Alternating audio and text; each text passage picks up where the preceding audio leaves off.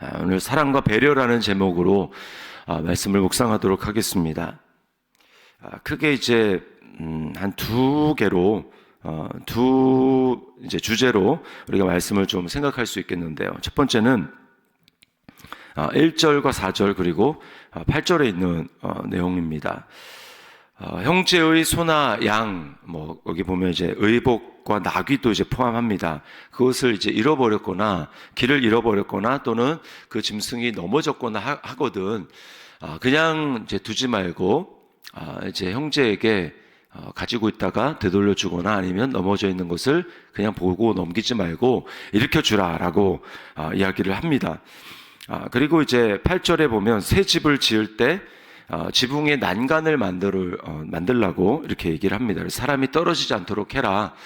자, 우리가 여기서 알 수 있는 건 뭐냐면 이제 이웃을 사랑하라라고 하는 이 큰 하나님의 뜻을 발견하게 됩니다. 여기서 이제 우리가 기억해야 할 것은 만약에 내가 그런 처지를 당했다면 어떻게 할 것인가 라고 하는 것을 생각하라고 하는 것이죠. 그냥 단지 그것만 보지 말라고 하는 겁니다. 특별히 이제 출애굽기나 이제 말씀에 보면 이 비슷한 이 맥락에 어떤 거냐면 형제, 오늘 본문에는 형제라고 했지만 거기에는 이제 원수라고 이렇게 얘기를 합니다. 그러니까 원수의 소나 양이나 이런 것들이 이제 넘어지거나 또는 이제 이렇게 방황하거나 배회하고 있는 그런 것을 보거든 이렇게 하라라고 이야기를 하는 것이죠. 이제 내가 만약에 나의 소유물이 이렇게 짐승이 그런 일을 당했다면 어떻게 하면 좋겠는가라고 하는 것을 생각하면 우리가 이제 답이 명확해지는 것이죠. 주님이 이제 복음서에서 뭐라고 얘기를 합니까? 내가 남에게 대접받고자 하는 대로 너도 남을 대접하라. 이것이 율법이고 선지자다. 이렇게 이야기를 합니다. 그러니까 율법과 선지자의 사람과의 관계에서 해야 될 일을 한마디로 얘기한다면 너는 그런 일을 당했으면 너는 어떻게 대접받으면 좋을지를 생각을 해봐라 라고 이야기를 하는 거죠. 이게 이제 우리가 보통 역지사지다 라고 이야기하는 것 아니겠습니까? 처지를 바꾸어서 생각하는 것이죠. 자, 이것은 정말 이웃을 내 몸처럼 생각할 때 가능한 일입니다. 우리는 이웃을 내 몸처럼 사랑하기 위해서 필요한 것이 무엇인지 생각을 해봐야 됩니다. 저절로 그게 되겠습니까? 저절로 그게 안 되죠. 우리는 너무나 자기중심적인 존재고 나만 생각하는 그런 존재입니다. 그게 인간이 죄인이라고 하는 그런 이유죠. 죄인이라고 하는 증거입니다. 그래서 십계명에 반드시 먼저 와야 될 것은 하나님을 사랑하는 것입니다. 하나님을 마음을 다해서 사랑하지 못하는 사람은 절대로 이웃을 내 몸과 같이 사랑할 수 없습니다. 그래서 십계명을 주님이 두 개의 큰 강령으로 이야기를 한 것이 뭐냐면 바로 하나님을 사랑하라 그리고 이웃을 사랑하라 라고 하신 것이죠. 그래서 이 두 가지는 항상 엮여 있습니다. 그래서 내가 하나님을 사랑한다 라고 하는 걸 무엇으로 증명하느냐? 그러면 하나님 사랑하는 것을 가지고 보이는 이웃에게 어떻게 할 것인가 라고 하는 걸 보면 우리가 그 사람이 하나님을 사랑하는가 아닌가 라고 하는 것을 알 수 있다라고 하는 것이죠. 그리고 이웃을 사랑하기 위해서 반드시 필요한 건 무엇인가? 자기 중심성을 우리가 극복하기 위해서 하나님을 사랑해야 된다라고 하는 이것이 이제 두 가지 큰 계명입니다. 성경에서 말씀하는. 자, 그러면 하나님을 사랑한다라는 것은 무엇인가? 그것은 가장 핵심은 바로 하나님이 왕이고 주인이라고 하는 것을 우리가 인정하는 것에서부터 시작한다라는 겁니다. 자, 이게 이제 오늘 나머지 본문에서 우리에게 이야기를 해주고 있는 것입니다. 하나님이 세우신 질서, 하나님이 세우신 그 법칙을 우리가 맘대로 어물면 안 되고 지켜야 한다. 특별히 하나님이 창조하신 창조의 질서를 지킬 것에 대해서 말씀을 합니다. 이게 대표적인 것이 5절 말씀에서 남녀가 각각 자기 성별에 맞는 옷을 입어라. 남자가 여자의 옷을 입거나 여자가 남자의 옷을 입거나 그렇게 하지 말라는 것이죠. 그리고 9절에 보면 포도원의 두 종자를 섞어 뿌리지 말아라 라고 하는 것도 비슷한 그 원리로 생각할 수 있습니다. 10절도 마찬가지죠. 소와 나귀를 함께 이제 묶어서 땅을 갈지 말아라. 그 다음에 11절에 양털과 배실로 섞어 짠 것을 입지 말라 있다라고 하는 것입니다. 그러니까 하나님이 각자 이제 종류별로 이렇게 만든 창조물이 있죠. 피조물이 있습니다. 그 피조물들을 썩지 말라는 것입니다. 그리고 약간 뭐 벗어난 거긴 하지만 그러나 큰 틀에서 볼 수 있는 것이 6절과 7절에 어미새와 새끼새를 동시에 취하지 말라라고 하는 겁니다. 어미를 놓아주라는 것이죠. 그러니까 이것은 인간의 그 탐욕을 경계하는 것입니다. 인간이 탐욕이 있어서 한꺼번에 다 취하고자 하는 그런 탐욕을 이제 절제를 해야 된다. 그것이 인간을 위해서 좋다라는 것입니다. 왜냐하면 이렇게 한꺼번에 다 취하게 될 때 결국 어떻게 됩니까? 이제 다 이렇게 이제 씨가 마르게 되고 그것은 인간에게 결국은 해를 가져다 주는 결과를 가져오는 것입니다. 자, 여기서 이제 우리는 하나님이 창조한 그 창조 질서를 잘 지켜야 될 것을 우리가 보게 됩니다.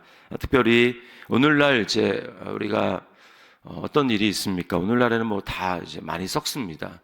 우리가 먹는 뭐 과일 이런 거 대표적으로 유전자 변이를 일으키고 이제 섞어서 하죠. 뭐 토마토도 그냥 토마토가 아니라 무슨 토마토 있지 않습니까? 그리고 이제 짐승들도 마찬가지입니다. 서로 다른 종을 교배해서 뭐 이제 뭐 벌써 옛날 일이죠. 이제 그 호랑이와 사자를 교배해서 뭐 라이거라든지 뭐 이런 것들을 만들어냅니다. 자, 그런데 우리는 이제 인간들이 과학이 발전하고 인간의 능력이 이제 굉장히 발전하면서 이런 일들을 하게 되는데 뭐 유전자를 조작하고 또 인간에 있는 유전자를 뭐 조작해서 뭐 게놈 프로젝트 뭐 이런 것들을 인간이 벌써 이제 오래됐죠. 그런 것을 하지 않습니다. 그래서 뭐 질병 치료를 한다고 하고 하는데 그런데 이제 문제 심각한 것은 뭐냐면 거기에 그치지 않는다라는 것이죠. 그리고 그것이 그렇게 했을 때 가지고 올 결과가 어떤 것인가라고 하는 것에 대해서 사람들은 충분히 그것을 잘 인지하지 못하고 그런 일을 행하는 것입니다. 가장 심각한 것은 오늘날 이것을 우리에게 적용해 봤을 때 어떤 일입니까? 성별을 자기 마음대로 바꾸려고 하는 것이죠. 하나님이 태어난 생물학적인 성이 아니라 이제 사회적인 성이 중요하다. 내가 성별을 뭐라고 생각하는지가 중요하다. 남자로 태어났어도 내가 여자로 느끼면 그래서 여자라고 이렇게 주장할 수 있는 또 여자로 태어났어도 내가 남자라고 느끼며 그 편하면 이제 남자라고 주장할 수 있는 이런 것들이 점점 마치 자연스러운 것처럼 여겨지는 그런 세대에 우리가 살고 있습니다. 그러나 오늘 아무리 선진국에서 그런 일들이 있고 뭐 유엔에서 그런 것을 인권이라고 해서 정한다고 할지라도 우리는 무엇을 따라야 합니까? 사람들이 그렇게 많은 사람들이 생각하고 그리고 유엔에서 또는 선진국에서 그것이 인권이고 사람을 위한 이제 정당한 권리라고 얘기를 한다 할지라도 우리는 그것을 따라가면 안 됩니다. 하나님의 말씀, 사람들의 생각은 항상 바뀌게 마련이고 그러나 하나님의 이 창조 세계에 대한 이 질서는 바뀌지 않는 것입니다. 그래서 우리는 하나님이 정한 법칙을 따라가야 하는 거예요. 오늘날 보십시오. 차별금지법이라는 이유로 물론 그 차별금지법이 그만 있는 것은 아니지만 그 안에 굉장한 독소 조항이 있습니다. 그래서 성소수자의 인권을 위한다는 이름으로 LGBTQ 이제 다 알려진 사실이죠.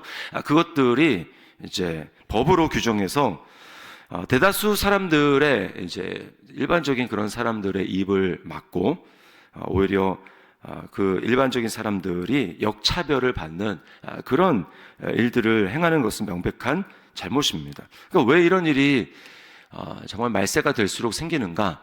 그것은 바로 인간이 자기를 주인으로 삼기 때문입니다. 자기 생각과 감정을 절대적인 권리를 주장해서 그것을 교정받거나 아니면 그것을 충고받거나 라고 하는 것에 대해서 참지 못하고 그것을 거부하기 때문입니다.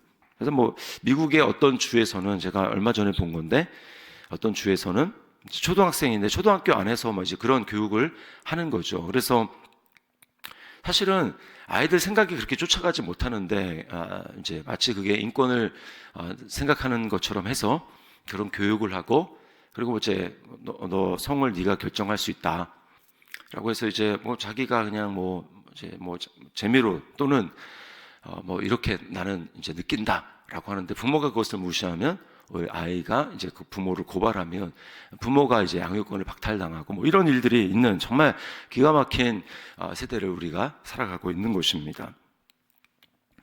우리 모두는 어느 정도는 하나님의 법을 싫어하고 하나님을 싫어하는 존재입니다. 이것이 인간이 죄인인 증거죠. 그러나 그렇게 할 경우에 그 결과 고통을 고스란히 인간이 당한다라고 하는 것을 알아야 합니다. 그러면서도 인간은 자신이 왜 고통과 괴로움을 당하는지 알지 못합니다. 그러니까 하나님이 정한 법칙과 더 나아가 하나님을 거부하는 거기서부터 모든 괴로움과 고통이 오는데 인간은 괴로움과 고통을 당하면서도 그것이 어디서 오는지 모른다라는 거죠. 하나님은 어떤 분이십니까? 우리가 잘못한 부분에 대해서는 죄를 분명히 지적하시지만 그러나 우리가 정죄받는 그 정죄를 자신에게 돌려서 하나님은 자신이 죽음으로 우리의 죄를 감당하시는 그런 분이십니다. 그래서 우리가 구원받을 수 있는 것이죠. 그래서 소망이 있는 것입니다. 그렇다면 우리가 하나님이 정한 모든 법칙을 깨고 그런 존재였지만 그러나 하나님의 은혜로 구원받았다면 우리는 다른 사람에 대해서도 우리 마찬가지로 그렇게 대해야 합니다. 그리스도의 죽음으로 용서를 받은 우리가 또 다른 사람에 대해서 우리는 그리스도의 마음으로 품고 대해야 합니다. 혐오하는 마음을 품는 대신에 긍휼의 마음을 품어야 하는 것입니다. 동시에 그러나 입을 닫고 가만히 있는 것이 아니라 긍휼의 마음을 품지만 대신에 잘못하는 부분에 대해서는 소리를 내고 그것은 잘못이라고 이야기를 해 주어야 합니다. 잘못이라고 이야기하지만 그러나 마음속으로는 우리가 하나님의 주님의 마음을 품고 사랑해야 하는 것이죠. 그리고 그 공백 사이에서 우리가 당해야 될 어떤 미움 그리고 뭐 그런 부분들은 우리가 감수하고 우리가 감당해야 하는 것입니다. 그들이 깨달을 때까지 그렇게 해야 되죠. 깨닫고 돌이킬 때까지 우리는 기도하면서 감당해야 하는 것입니다.